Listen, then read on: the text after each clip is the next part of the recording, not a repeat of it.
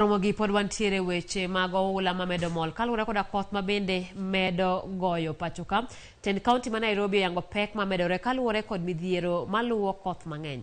Gavana Johnson Sakaja olero chenro ma kaunti ma Nairobi keto kaluwore kod midhiero ma koth kod oula okelo. Kaluwore koda kodhego koro kaunti ma Nairobi nitiere koda chenro mopogore opogore maneno ni oduok chien oula mabende koro sani mol mathoth. Gavana Sakaja wacho ni gibiro gelo olalo matindo mondo mi okony e geng'o pige mabende biro koda teko mang'eny.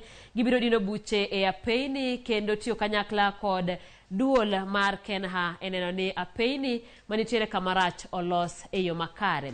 Kopogore koda mano bende kaunti ma Nairobi pango mar ywero kuonde pi oula bende yweyo kendo choko taka.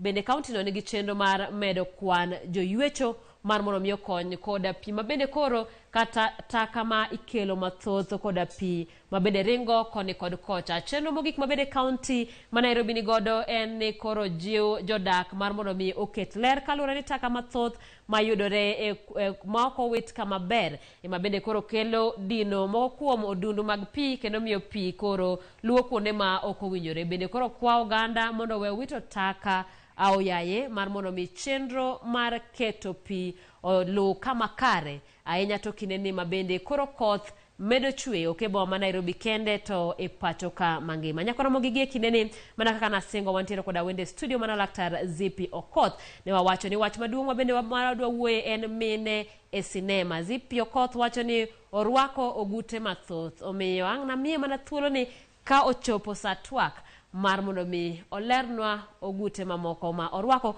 kapok wadhi mbele koda twak marwa ma odhiambo makawuono.